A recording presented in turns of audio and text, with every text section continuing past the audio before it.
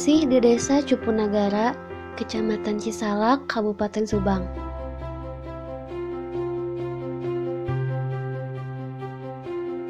Sebuah desa perbatasan antara Kabupaten Subang dengan Kabupaten Bandung Barat.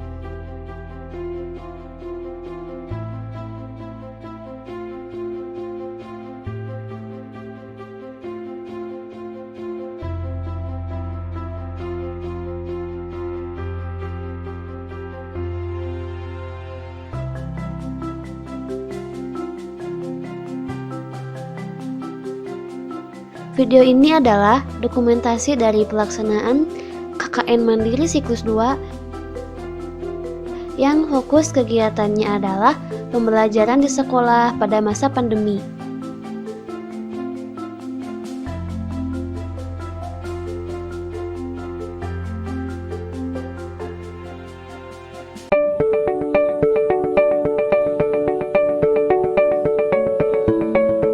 Rencananya, aku akan mendatangi 2 sekolah yang sudah ditetapkan sebagai sasaran observasi dan wawancaraku kepada gurunya. Sekolah yang pertama yaitu SD Negeri Cikendung yang berlokasi di Kampung Cibitung, Desa Cupunagara.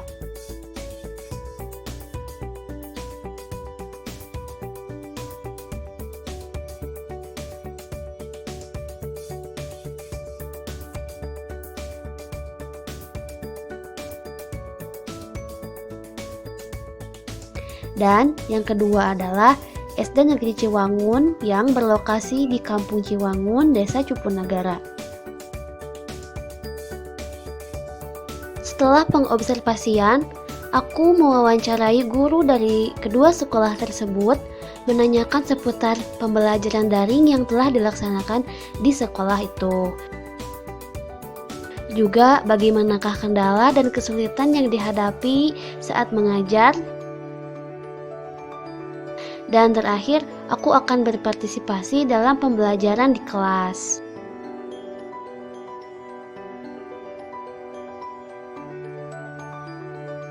Di hari Selasa pada tanggal 10 Agustus, aku menghampiri Ibu Lilis Karmini sebagai guru kelas 1 di SD Negeri Cikendung.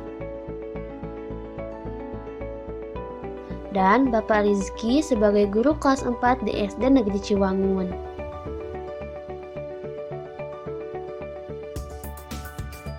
Saya menanyakan berbagai hal mengenai pembelajaran daring di sekolah tempat mereka mengajar. Apakah di sekolah itu sudah menerapkan sistem daring? Bagaimanakah kendala dan kesulitan yang dihadapi saat mengajar? Serta keefektifan pembelajaran dengan sistem daring ini.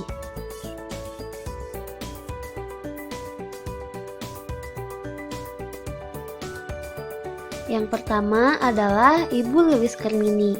Beliau menjawab, untuk pembelajaran di daerah kami seperti ini, seperti daring, kayaknya kurang efektif, mungkin karena beberapa faktor yang tidak mendukung, misalnya seperti sinyal atau alat untuk melaksanakan pembelajaran,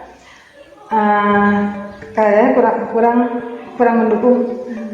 Kurangnya fasilitas yang kami miliki. Jadi kurang efektif karena kendala jaringan dan fasilitas. Tapi kendala dalam mengajarnya sendiri seperti apa? Kendala dalam mengajar macam-macam, ada yang si anak ada yang kurang mengerti, kurang memahami apa yang kami ajarkan. Kalau yang agak ketinggalan itu masih ada juga. Jadi kendala yang kekurangan, mungkin kurang bimbingan dari orang tuanya di rumah. Kalau yang lainnya orang tua ikut serta, si anak-anak nggak ada kendala.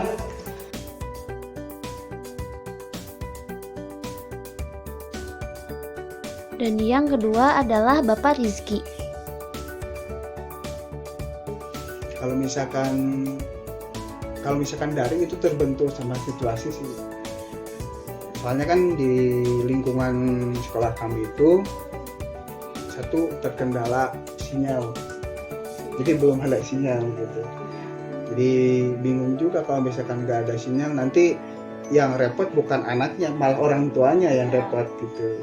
Rata-rata kan saya perhatikan gitu ya, bagi di lingkungan kami yang menerapkan sistem daring itu, yang repotnya itu orang tua bukan anaknya mah enaknya main game kayak gitu, tapi yang sibuk itu orang tuanya gitu.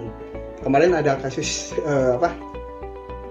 ketika UAS gitu ya, terhubung belum ada sinyal, ada salah satu orang tua yang ketinggalan gitu. Yang awalnya itu UAS itu diawali di jam 7, baru kebuka jam 11 siang kan. repot itu kan orang tua, aduh ini gimana Bu, kenapa gimana gitu. Jadi agak ribet juga sih kalau misalkan menerapkan sistem daring. Jauh ini adakah kendala atau kesulitan yang Bapak temukan? Ya terutama sih kesulitannya itu lebih ke jarak. Soalnya kan saya dari sini ke sekolah itu sekitar 10 kiloan lah. Ditambah dari sekolah ke rumah siswa itu sekitar 1-2 atau 2 kilo gitu perjalanannya. Jadi agak gimana ya?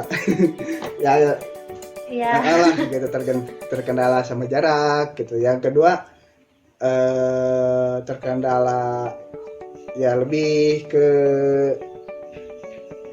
tempat sih. Gitu. Jadi kalau misalkan di rumah gitu kan, jadi anak itu bosenan gitu ya, gampang bosan. Jadi kadang ada yang mendengarkan, kadang yang enggak gitu. Akhirnya saya di random aja, misalkan hari ini minggu ini di rumah siapa, minggu depannya lagi di rumah siapa, jadi di random lah kalau misalkan tempat gitu. Alhamdulillah kalau misalkan itu. Jadi yang paling utama itu kendalanya jarak sama jaringan sinyal. Kalau itu sengaja kan buat komunikasi lah gitu. Terus yang terakhir nih,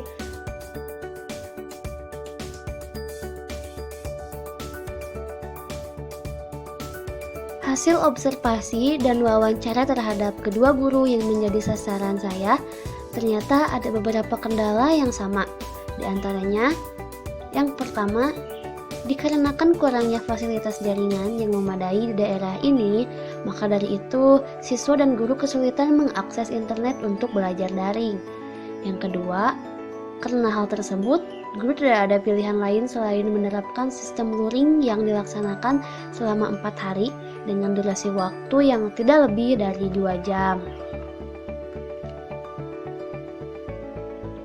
Dan yang ketiga, kesulitan lain dikarenakan kondisi yang sulit dalam daring dan durasi waktu yang sebentar saat luring membuat siswa tertinggal, bahkan tidak paham dengan materi pembelajaran yang mereka pelajari karena kurangnya fasilitas IT yang kurang mendukung pembelajaran mereka.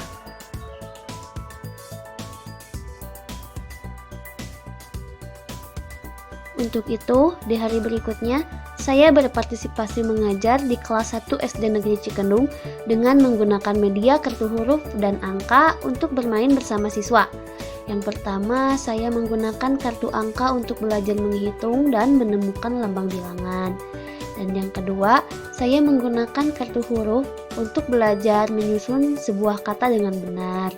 Dan setelah saya bermain dan belajar bersama siswa, hasilnya siswa sangat gembira dalam belajar karena dapat belajar sambil bermain juga. Siswa tidak mudah bosan dalam belajar karena pembelajaran yang dilaksanakan secara menyenangkan.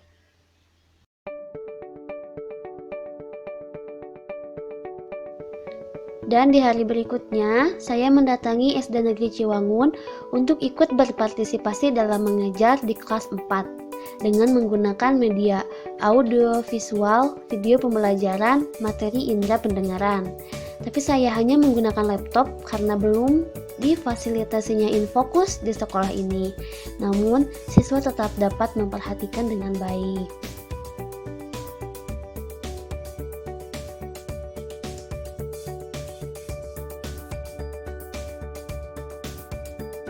Dan setelah saya mengajar dengan menggunakan video pembelajaran tersebut, siswa sangat antusias dan fokus dalam memperhatikan.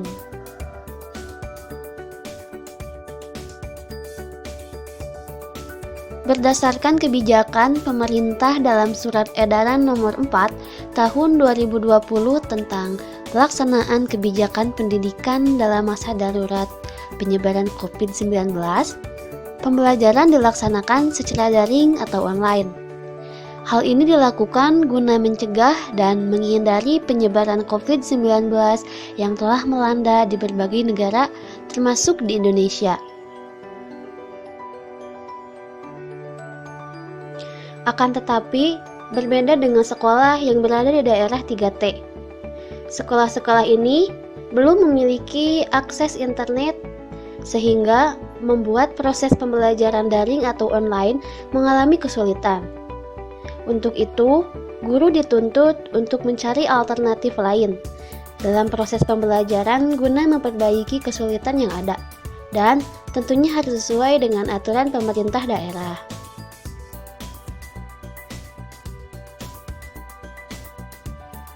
Antara lain, durasi belajar yang tidak lebih dari 2 jam, kemudian hari yang diperbolehkan belajar hanya 4 hari dalam seminggu, dan belajar di tempat yang terbuka atau di rumah guru itu sendiri.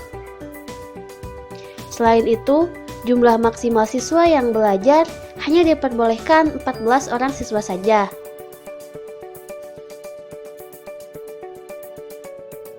Selain keterbatasan jaringan internet, keterbatasan fasilitas pun menjadi kendalanya. Penggunaan video pembelajaran dan media visual merupakan salah satu solusi efektif untuk menunjang pembelajaran yang lebih baik.